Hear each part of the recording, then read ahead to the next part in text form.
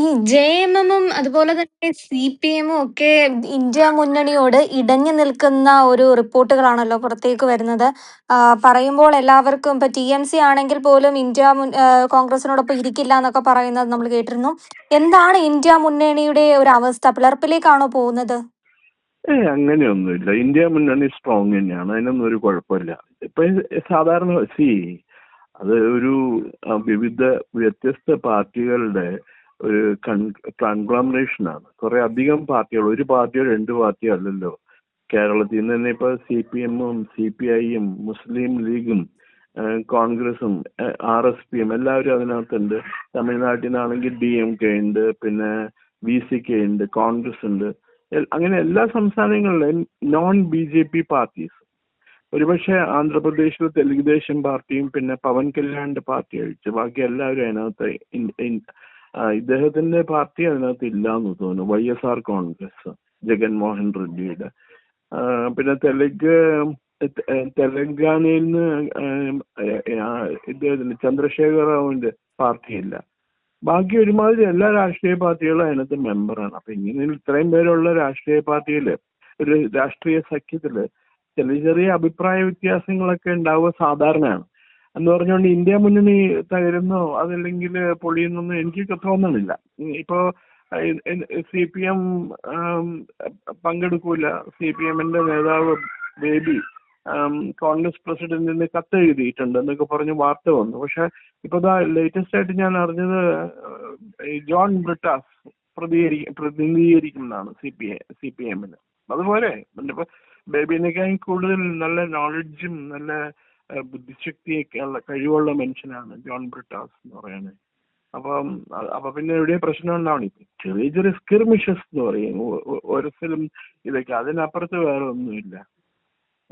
ഒരു അങ്ങനെ തല്ലിക്കൂടി പിരിയുക എന്നുള്ള ഒന്നുമില്ല. എല്ലാവർക്കും ചിലർക്ക് പ്രശ്നങ്ങൾ ഉണ്ടാവും, അവരവരുടേതായ പ്രശ്നങ്ങളുണ്ടാവും. ഇപ്പൊ കേരളത്തിൽ തന്നെ കേരളത്തിനകത്ത് കോൺഗ്രസും CPM-ഉം തമ്മിൽ ഫൈറ്റ് ചെയ്യാണ്. അത് എനിക്ക് തോന്നുന്നു സിനിമയിൽ MGR MN നമ്പ്യാരും മുതൽ ഫൈറ്റ് ചെയ്യണല്ലേ, അഭിനയിക്കുന്ന രീതിയിൽ. അപ്പൊ അതേപോലെ ഫൈറ്റ് ചെയ്യണേ ഉള്ളൂ. അവർ പുറത്ത് കേരളത്തിനുള്ളിൽ അവർ ഗുഡ് ഫ്രണ്ട്സ്. പിന്നെ അത് മാത്രമല്ല, ഈ രാഹുൽ ഗാന്ധിക്കെതിരെ നിയമ നടപടികളൊക്കെ സ്വീകരിക്കും എന്ന് കേന്ദ്ര ഗവൺമെന്റ് പറഞ്ഞപ്പോ അതിനെ എതിർത്ത് രംഗത്ത് വന്നത് ആദ്യം ബേബിയാണ്, MA ബേബി, CPM-ന്റെ സ്റ്റേറ്റ് ഓൾ ഇന്ത്യ സെക്രട്ടറി. അദ്ദേഹം പറഞ്ഞു ഞങ്ങൾ രാഹുൽ ഗാന്ധിയുടെ കൂടെ നിൽക്കുള്ളൂ, അദ്ദേഹത്തിനാണ് ഞങ്ങളുടെ പിന്തുണ മുഴുവൻ എന്നാണ് പറഞ്ഞത്.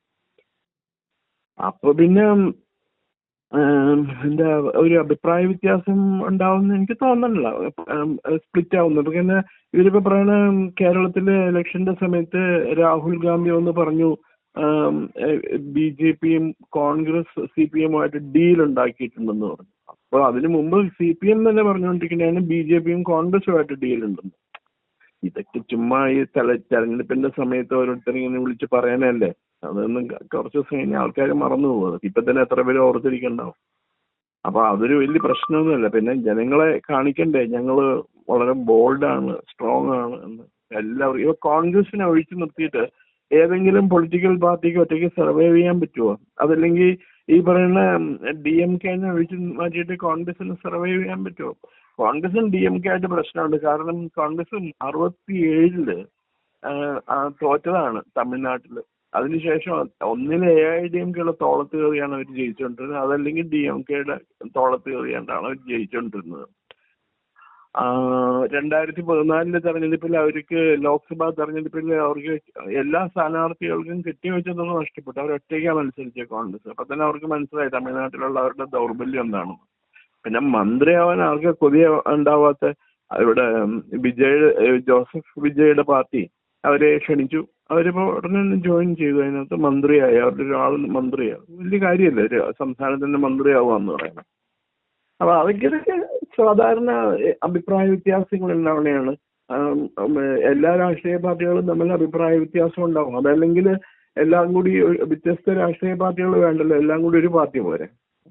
പാർട്ടികളുണ്ട്, അവര് ഒക്കെ പറഞ്ഞു തീർക്കാവുന്ന പ്രശ്നം മാത്രമേ ഉള്ളൂ അവര് തമ്മിൽ. അങ്ങനെ വഴക്കുകൂടൊന്നുമില്ല. ഇപ്പൊ തെരഞ്ഞെടുപ്പ് ഇപ്പൊ അടുത്തൊന്നും ഇല്ലല്ലോ. ഇനിയിപ്പോ ലോക്സഭാ തെരഞ്ഞെടുപ്പ് നടക്കാൻ പോകണം 2029, 2029 നടക്കാൻ പോകണം.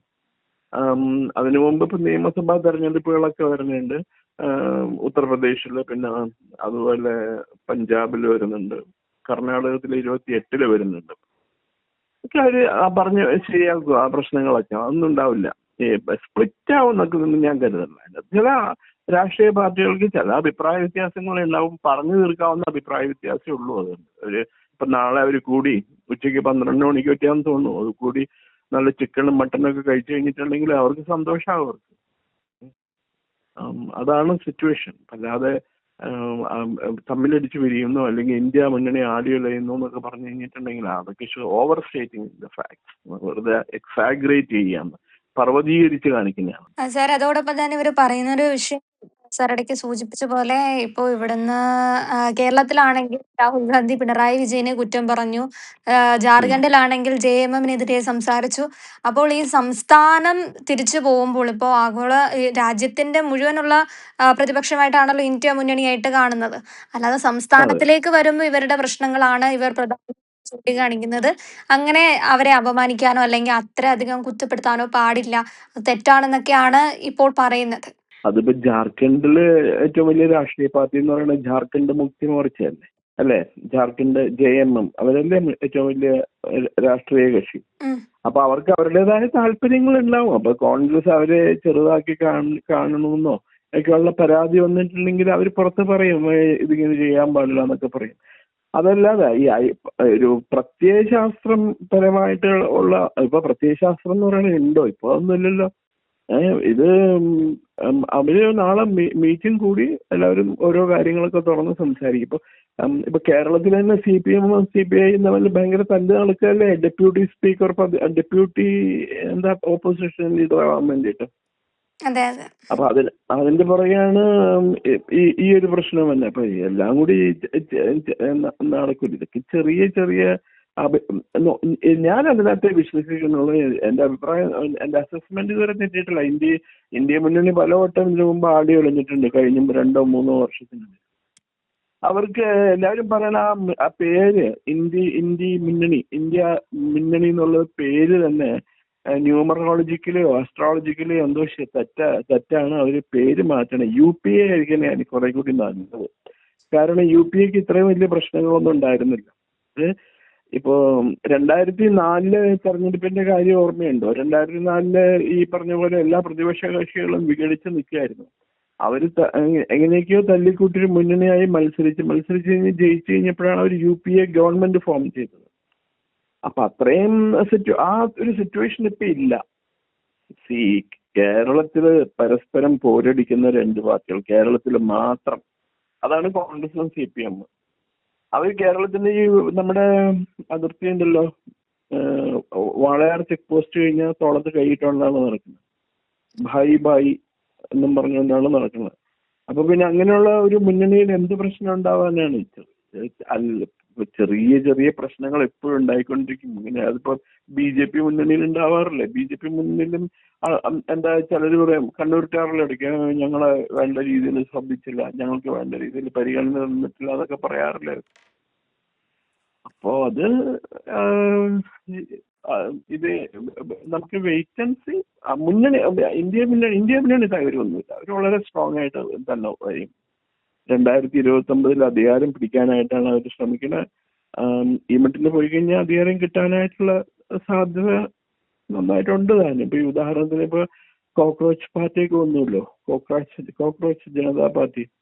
പിന്നെ അതുപോലെ 3 ഇഷ്യൂസ് പ്രധാനമായിട്ട് പൊട്ടിപ്പുറപ്പെട്ടിട്ടുണ്ട്. ഒന്ന് ഈ question paper leak, national eligibility cum entrance ടെസ്റ്റിന്റെയും CBSEയുടെയും CUETയുടെയും. അപ്പൊ ഇതിനെയൊക്കെ ഗവൺമെന്റ് ഇതുവരെ ഒരു സാധാരണ മട്ടിലുള്ള പ്രശ്നപരിഹാരത്തിന് ശ്രമിക്കുന്നുണ്ടെങ്കിലും ഒരു പെർമനന്റ് ആയിട്ടുള്ള ഒരു സൊല്യൂഷൻ അതിനകത്ത് കാണാനില്ല. ഇതുവരെ കണ്ടതായിട്ട് ഞാൻ ഇതില്ല. CBIനെ അന്വേഷിച്ചു കൊടുത്ത കേസ് ഇത് ക്വസ്റ്റ്യൻ പേപ്പർ ലീക്കൊക്കെ കുറെ നാളായിട്ട് നടക്കണതാണ് നിരന്തരം.